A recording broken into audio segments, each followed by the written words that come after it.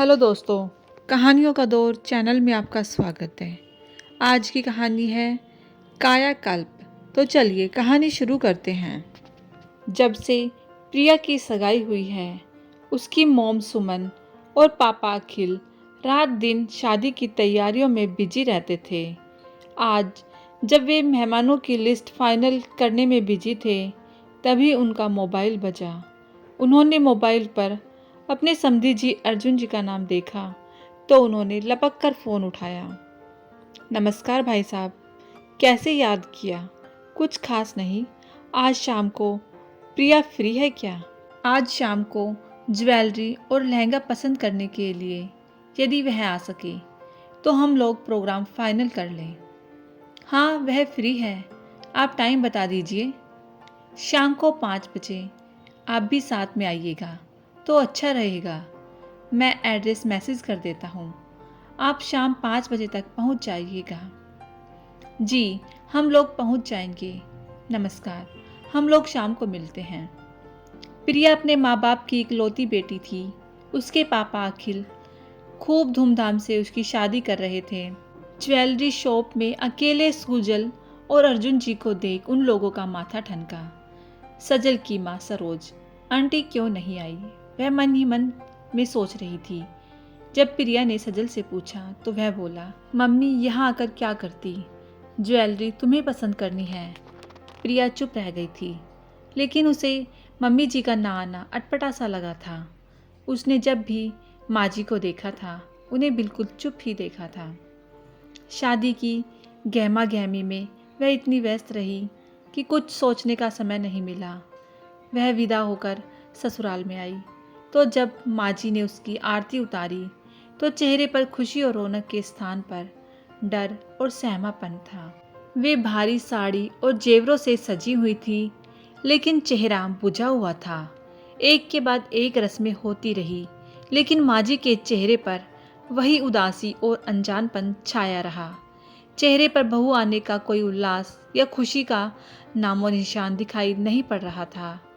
वह जिठानी, चाची, बुआ और नंदों के साथ घिरी हुई हंसी ठटोली में शर्म से लाल हो रही थी।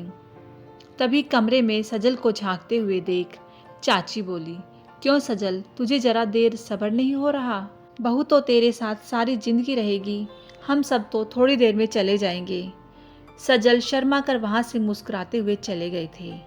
रिसेप्शन की भीड़ भाड़ समाप्त हुई तो सब लोग बैठकर बातें कर रहे थे। प्रिया प्याजी रंग के जड़ाऊ लहंगे में और कुंदन के भारी से रानी हार में बहुत सुंदर लग रही थी, तो सजल भी क्रीम कलर की शेरवानी और प्याजी दुपट्टे में बिल्कुल राजकुमार सा लग रहा था। प्रिया की आंखें नींद से बोझिल हो रही थी तो मुग्धा दी ने उसे कपड़े बदलने को कहा और वह गहरी नींद में सो गई थी। सुबह जब मम्मी जी कमरे में उसे जगाकर बोली, प्रिया, पापा के फ्रेंड प्रशांत अंकल आ रहे हैं, कल रिसेप्शन में नहीं आ पाए थे, इसलिए तुम लोगों से मिलने आ रहे हैं। तुम रेडी होकर आ जाना, तुम्हारे लिए दूध और बादाम टेबल पर रखा है। माँ जी, आप कितनी अच्छी हैं। वहाँ मेरी मोम भी इसी तरह सुबह मुझे जगाती थी। कहते हुए वह अपनी सास से लिपट गई। बहू का लाड़ दुलार पाकर सरोज जी की आंखों में खुशी के आंसू झिलमिला उठे। सरोज जी हड़बड़ाकर बोली, तुमसे बातों में उलझकर मेरा टाइम खराब हो गया, मुझे किचन में नाश्ता बनाना है। माँ जी, मैं साड़ी पहनूं या सूट? उसने पलंग पर सूट और साड़ी दिखाते हुए पूछा तो हिचकिचाते हुए वह साड़ी बोली। तभी सजल बाथरूम से बाहर आकर बोला, मम्मा तो पूरी देहातीन है, उन्हें भला क्या समझ? मुग्धा दी से पूछो, वह बताएंगी। अपना अपमान होते हुए देख माँ भीगी आंखों से कमरे से बाहर चली गई। थोड़ी देर में पापा अर्जुन की चिल्लाने की आवाज़ उसके कानों में पड़ी, इस शर्ट के साथ ये टाई, तुम्हें जाने कब अकल आएगी? सारी जिंदगी तुम गंवार ही बनी रहोगी। अपने को सुधारना ही नहीं चाहती। पापा के चिल्लाने की आवाज़ से वह सहम उठी थी। कहीं सजल भी उसके साथ ऐसे ही बोलेगा तो कैसे काम चलेगा? जब वह तैयार होकर नीचे पहुंची तो प्रशांत अंकल और आंटी आ चुके थे। उसने पैर छूकर उन लोगों से आशीर्वाद लिया। उन्होंने बहुत प्यारे से झुमके गिफ्ट में दिए तो वह किचन में माँ जी के पास लेकर गई। माँ, मैं कुछ आपकी हेल्प करवा दूँ? नहीं बेटा, तुम नाश्ता करो। वह चुपचाप सबको नाश्ता सर्व करने लगी। तभी रामू ने पनीर का पराठा लाकर प्लेट में रख दिया। वह तेजी से उठी और पापा को पराठा देने लगी तो पापा बोले, ना जाने ये औरत कब नाश्ता बनाना सीख पाएगी। कुछ इडली या सैंडविच ही बना देती। सजल ने सुर में सुर मिलाते हुए कहा, मेरे लिए ब्रेड टोस्टर में डाल दीजिए। अंकल आंटी पराठा और दही स्वाद से खा रहे थे। भाभी जी, पराठा खाकर तो मज़ा आ गया। ढोकला भी बहुत स्पंजी बना है, वेरी टेस्टी, परफेक्ट। और आपका मूंग का हलवा तो कमाल का बना है। आप अपनी रेसिपी को YouTube पर डालिए, आपका चैनल हिट हो जाएगा। मैं सीरियसली कह रहा हूँ भाभी जी। भाभी जी, मुझे तो लग रहा है कि इतना टेस्टी नाश्ता करने मुझे अब रोज़ रोज़ ही यहाँ आना पड़ेगा। कहकर वह ज़ोर से हंस पड़े थे। मम्मी जी, आज आपने मेरा फेवरेट नाश्ता बनाया, मज़ा आ गया। सबके कमेंट सुनकर सरोज जी के चेहरे पर तनाव की जगह मुस्कान छा गई थी। आज पहली बार उन्हें मुस्कुराते हुए देख रही थी। सजल बोले, मम्मी, पराठा खिला खिला कर तुम्हारी फिगर बिगाड़ कर रख देंगी। अभी मुझे इतना टेस्टी पराठा खा लेने दो, बाद में देखूंगी। तो तैयार हो जाओ कमर को कमरा बनाने के लिए। जैसे मम्मी ने अपनी कमर को कमरा बना रखा है, वैसे ही तुम्हारी भी वह लाड में बनाकर छोड़ेंगी। कहने के बाद वह जोर से हंस पड़ा था। कुछ भी कहो, टेस्टी पनीर पराठा खाकर मुझे तो मज़ा आ गया। इतना टेस्टी मूंग दाल का हलवा तो मैंने अपनी ज़िंदगी में आज पहली बार ही खाया है।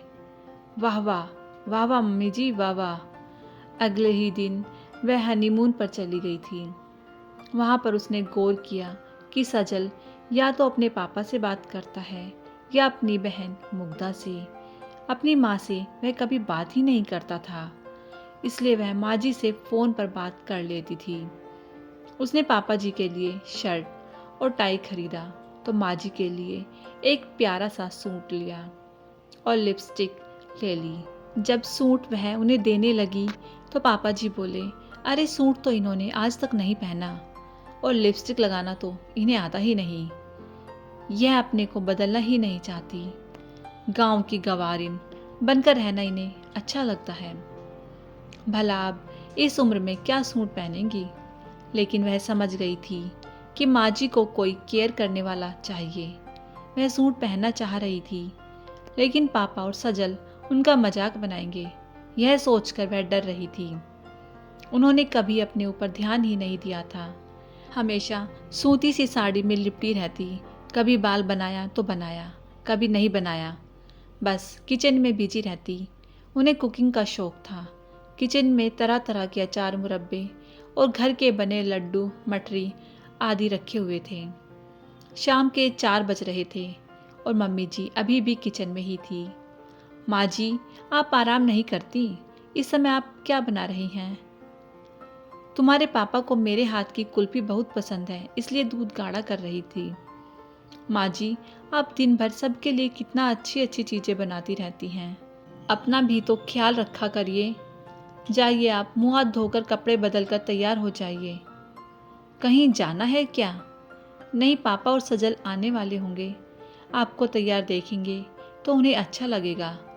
वह जल्दी जल्दी इडली गैस पर चढ़ाकर मिक्सी में चटनी बनाने लगी। आप जाइए माँ जी, मैं चाय कॉफ़ी जो वह लोग लेंगे मैं बना दूंगी। वह कमरे में गई और प्रिया का लाया हुआ सूट पहना, अच्छे से जूड़ा बनाया, हल्की सी लिपस्टिक लगाकर परफ्यूम भी लगा दिया। सुंदर तो वह थी ही, आज वह बहुत ही अच्छी लग रही थी। वाओ माँ जी, आप कितनी प्यारी लग रही हो। सजल और अर्जुन जी ऑफिस से आए तो माँ जी कुर्सी पर बैठकर गृह शोभा पढ़ रही थी। पति को अपनी ओर ऐपलक निहारते हुए देख वह नर्वस हो रही थी। क्यों भाई, सास बहू की कहीं जाने की तैयारी है क्या? आज तुम्हारी मम्मी बड़ी तैयार श्यार है। नहीं पापा जी, मैं सूट लाई थी, वही माँ जी को मैंने ज़बरदस्ती पहनने को कहा था। सूट में माँ जी कितनी स्मार्ट लग रही हैं। अर्जुन जी को चुप देखकर उनकी आंखें भर आई। रात दिन गवार गवार सुनते सुनते उनका आत्मविश्वास समाप्त हो चुका था। उनको अपनी पोस्ट ग्रेजुएशन की डिग्री पर भी अब तो शक होने लगा था। प्रिया ने सजल से पूछा कि पापा हर समय माँ जी को इतना हिकारत से क्यों देखते हैं? पापा कितने स्मार्ट हैं उनके सामने, मम्मी एकदम गंवार लगती है। ऐसा तो नहीं है, लेकिन मन ही मन में सोच लिया था कि वह माँ जी को उनका मान सम्मान दिलाकर रहेगी। जब वह दोनों घर पर अकेली थी तो उसने उनसे कहा, माँ जी आप हर समय इतनी उलझी उलझी डरी डरी सी क्यों रहती हैं? बेटा, जब से मैं यहाँ पर ब्याह कर आई हूँ, अपने लिए बात बात पर ताने और ये गंवार देहातीन और साथ में सबकी हिकारत भरी निगाहें झेली हैं। इसलिए अब मुझे भी लगता है कि मैं गंवार ही हूँ। उनकी आंखों से गंगा यमुना की झड़ी लग गई थी। प्रिया ने उनके आंसू पोंछे और प्यार से उन्हें गले लगा लिया था। वह बच्चों की तरह फवक फवक कर थोड़ी देर तो रोती रही। प्रिया की आंखें भी छलक उठी थी, लेकिन मन ही मन वह इस समस्या का निदान सोच रही थी। वह बहुत ही सीधी सादी सी महिला है जो पति और बेटे की खुशी के लिए ही जीती थी। जब वह दोनों ऑफिस चले गए तो प्रिया बोली, माँ जी आप तैयार हो जाइए, हम लोग बाहर जा रहे हैं। नहीं बेटा, तुम्हारे पापा को मेरा बाजार जाना पसंद नहीं है। आप डरती क्यों हैं? मैं आपके साथ में चल रही हूँ, अब चलिए तो।